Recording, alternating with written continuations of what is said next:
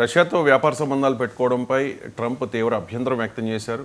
టారిఫ్లు విధించి బ్లాక్మెయిల్ చేసే ప్రయత్నం చేశారు, వార్నింగ్ ఇచ్చే ప్రయత్నం చేశారు. అయినా కూడా భారత్ ఎక్కడ తగ్గడం లేదు. దీంతో ట్రంప్ టీం సరికొత్త ప్రచారానికి తెరతీసింది. ఎంజీ రావు గారు, ట్రంప్ అడ్వైజర్ స్టీఫెన్ మిల్లర్ ఒక కామెంట్ చేశారు. భారత్ వల్లే రష్యా ఉక్రెయిన్ యుద్ధం జరుగుతుంది, రష్యాకు భారత్ పెట్టుబడి పెడుతుంది అని చెప్పేసి. సో ఇది చాలా తీవ్రమైన ఆరోపణ.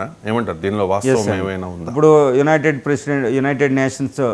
United States of America president Donald ట్రంప్కి చాలా అడ్వైజరు ఈ స్టీఫెన్ మిల్లర్ ఒక పెద్ద బాంబ్-షెల్. అదేంటి, భారతదేశాన్ని భయంకరంగా అవమానించేలాగా చాలా తీవ్రంగా దూషించే విధంగా ఒక పదం చెప్పాడు. ఆయన ఏమంటున్నాడంటే, భారత్ వల్లే ఉక్రెయిన్ యుద్ధం వచ్చింది, భారత్ వల్లే రష్యా ఉక్రెయిన్ యుద్ధం చేయగలుగుతుంది, లేకపోతే చేయలేకపోయాను. రష్యా నుండి భారత్ ఆయిల్ కొనుక్కోవడం వల్ల సుమారు $40 బిలియన్ వరకు రష్యాకి భారత్ చెల్లిస్తుంది.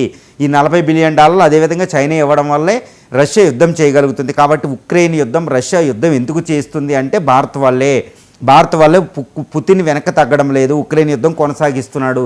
మేమందరం యుద్ధాన్ని ఆపడానికి ట్రై చేస్తున్నాం, రష్యాని ఆపడానికి, పుతిన్ ఆపడానికి. మీరు ఆయిల్ కొని డబ్బులు ఇస్తుంటే ఎందుకు ఆగుతాడు? కాబట్టి ఇది భారత నిందార్హురాలు, భారత్ చేసే తప్పు అని అమెరికా నిందిస్తుందండి. అమెరికా అధ్యక్షుడు కూడా స్వయంగా చెప్తున్నాడు, అక్కడ కీవ్లో ఉక్రెయిన్లో శవాలు ప్రతిరోజు వస్తున్నాయి, ఇదంతా భారత్ చైనాలు ఇచ్చే డబ్బులు, ఆయిల్ డబ్బుల వల్లే పుతిన్ యుద్ధం చేయగలుగుతున్నాడు అని పెద్ద నింద చేసేశారు. ఇది ఒక్క విషయం మనం మాట్లాడుకోవాలి. ఏంటంటే, రష్యా నుంచి మనం కొనుక్కోవడం వల్లే రష్యా యుద్ధం చేయడం లేదు అనే నగ్గన సత్యం అమెరికాకి తెలుసు, కానీ నిందిస్తుంది. ఎందుకంటే రష్యా నుంచి మనం ఆయిల్ కొనకూడదని పెద్ద కుట్ర ఇది. ఒకటి ఇండియాని ఇబ్బంది పెట్టాలి, రష్యాని ఇబ్బంది పెట్టాలి, చైనాని ఇబ్బంది పెట్టాలి. అమెరికా గ్రేట్ ఉండాలి, అమెరికా ఆయిల్ అమ్ముకోవాలి, అమెరికా చెప్పిన మాట మనం వినాలి. ఇప్పుడు అమెరికా చెప్పిన మాట మనం వేరే విషయంలో ట్రేడ్ డీల్ కుదుర్చుకోకుండా వినకపోతే, ఈ నాన్ వెజ్ మిల్క్ ఇంపోర్ట్ చేసుకోకపోతే ఆయన ఆయిల్కి లింక్ పెడతాడు, పుతిన్కి లింక్ పెడతాడు. భారతదేశానికి అద్భుత మిత్ర దేశం రష్యా. అమెరికా అణుబాంబులు పట్టుకొచ్చి మనం ఏదో వేస్తానంటే భారతదేశాన్ని తన న్యూక్లియర్ సబ్మెరైన్ వ్లాడివాస్టోక్ పోర్టు నుండి బంగాళాఖాతంలో పంటి అటు బ్రిటన్ను అమెరికా అణ్వాయుధ బాంబర్లను ఎయిర్ క్రాఫ్ట్ క్యారియర్లు తరిమేసి ఇండియాని రక్షించిన దేశం రష్యా. 1991 విచ్ఛిన్నం అయ్యే వరకు అతిపెద్ద ట్రేడింగ్ పార్ట్నర్ మనకి. సో ఎన్నో ప్లానింగ్కి హెల్ప్ చేసింది. సో ఆహార ధాన్యాలు ఇచ్చేది, ఎన్నో టెక్నాలజీలు ఇచ్చింది, అణు టెక్నాలజీ నుంచి ఎన్నో టెక్నాలజీలు. ఈరోజు భారత ఆయిల్ అమ్ముల పొదిలో 70% యొక్క ఆయుధాలు ఈరోజు రష్యావే. టెక్నాలజీ ఇస్తుంది, ఎయిర్ ఫోర్స్ నిండా అవే, ఎయిర్ క్రాఫ్ట్ క్యారియర్లు, గోర్స్కోవ్ లాంటివి, న్యూక్లియర్ సబ్మెరైన్లు అక్కడి నుంచి వచ్చినాయి. రష్యా ఆయిల్ ఇస్తుంది, పెట్రోలియం ఇస్తుంది, సో ఎన్నో మనకి ఇస్తుంది. నమ్మిన బంటు ప్రపంచంలో ఎవరినైనా మనం వదిలేశాడు, కానీ రష్యా మనల్ని వదలేదు. అద్భుతమైన స్నేహబంధం ఉంది. ఈ స్నేహబంధాన్ని చెడగొట్టడానికి రష్యా చేసే ఒక ఆరోపణలు అందే అవి వాస్తవ దూరం అండి. There is no truth behind the US accusations against the India. అసలు వాళ్ళకి ఏ బేస్లెస్ అనమాట. సో ఈరోజు రష్యా ఆయిల్ మనం కొనుక్కుంటే వాళ్ళకి కంటగింపు. మరి యూరోపియన్ యూనియన్ కంట్రీలు ఉక్రెయిన్కి సపోర్ట్ చేస్తూ మరి రష్యా ఆయిల్ కొంటున్నాయి. ఈరోజు భారతదేశం కంటే ఎక్కువ ఆయిల్, గ్యాస్ అన్నీ ఉక్రెయిన్ నుంచి, రష్యా నుంచి తెచ్చుకునేవి యూరోపియన్ కంట్రీస్. మరి అమెరికా వాళ్ళని ఎందుకంటలే? ఏమీ అనలేని పరిస్థితి. అంటే డబుల్ స్టాండర్డ్, వాళ్ళ కొనేది మన కొనేది, హిపోక్రసీ.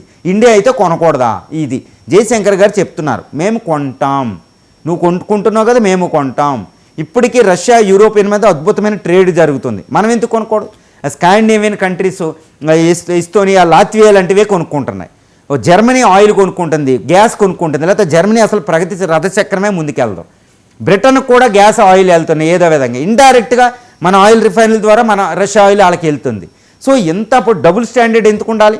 ఇది వాళ్ళు ఏదో క్రిటిసైజ్ చేశారంటే ఉక్రెయిన్లో శవాలన్నీ, రష్యా బాంబులు, డ్రోన్లకు అన్నిటికీ కారణం ఇండియాయే అని అమెరికా నిందించడంలో ఎటువంటి విషయాన్ని మనం పట్టించుకోవడం లేదు. ప్రపంచం ముందు భారతదేశం వాయిస్ కూడా వినపడుతుంది.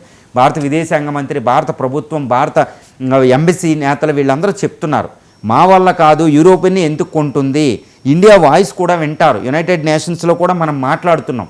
సో రష్యా ఆయిల్ మేము ఏంటంటే మాకు కొనడం అనేది అత్యవసరం. మా దేశంలో సస్టైనబుల్ డెవలప్మెంట్ గోల్స్ పెట్టారు, 2030 లోపు ఇంప్లిమెంట్ కావాలి. పేదలు ఎక్కువ ఉన్న దేశం ప్రపంచంలో భారతదేశమే. ఎక్కువగా పౌష్టికాహారం లేదు. మా జీడిపి పెర్ క్యాపిటల్ ఇన్కమ్, తలసరి ఆదాయం కూడా చాలా తక్కువ. ఈ వృద్ధి రేటు లేకపోతే ప్రపంచానికి ప్రమాదం, భారతదేశానికి ప్రమాదం. ఈ వృద్ధి రేటుకి మూలం ఆయిల్. ఈ ఆయిల్ కారు చౌకగా అమ్మేది రష్యా, మేము తెచ్చుకుంటున్నాం. మాకు ఇది ప్రాణ సంకటం. రష్యా ఆయిల్ అనేది మాకు ప్రాణ సంకటం. భారతదేశ ప్రగతికే కాదు, పేదరికం. రష్యా యుఎన్ చార్టర్ చెప్పేది ఏంటి? మానవ హక్కులు. ఈ పేదరికాన్ని ఆపి ఆహార భద్రత ఇవ్వలేదంటే, ఎనర్జీ సెక్యూరిటీ లేకపోతే యుఎన్ చార్టర్ విహీనం, మానవ హక్కులు ఉల్లంఘన. సో అది రష్యా ఉక్రెయిన్ కంటే డేంజర్ మాకు, ఆ యుద్ధం కంటే డేంజర్. కాబట్టి మాకు ఆయిల్ ఇంపార్టెంట్ అని భారతదేశం చెప్తుంది. అది అమెరికా ఏంటంటే పెడచెవిని పెడుతుంది. అమెరికా చెప్పేది బేస్లెస్, దాన్ని చెప్పుకోవాల్సిన అవసరం లేదు. ఎందుకంటే ట్రంప్ చేసేది దాన్ని ఏమంటారంటే కోయర్సివ్ డిప్లొమసీ అంటారు. సో బలవంతపు డిప్లొమసీ అంటాడు. ఆయన మాట వినకపోతే ఎవరినైనా బండబూతులతో తిడతారు. మాట్లాడితే అసిమ్ మున్నీర్ లాంటి ఒక టెర్రరిస్టులు నడిపించే ఈ హఫీజ్ సయ్యద్ అజహర్, మసూద్ అజహర్ లాంటి టెర్రరిస్టులకు ఆశ్రయం ఇచ్చే ఈ ఆర్మీ చీఫ్, ద్విజాతి సిద్ధాంతం, మతీకరణ ఉన్న ఒక ఫెయిల్డ్ స్టేటు, ఒక ఆర్మీ చీఫ్ రోగైన అసిమ్ మున్నీర్ అంట గ్రేట్ మ్యాన్ అంట. ఇది ట్రంప్. కాబట్టి ట్రంప్ మాట నమ్మేవాడే ప్రపంచంలో లేడు. ట్రంప్ భారతదేశాన్ని తిట్టడమా? భారత ప్రపంచంలో పెద్ద ప్రజాస్వామ్య దేశం, అద్భుతమైన దేశం, ప్రపంచ శాంతికి పాటుపడే దేశం.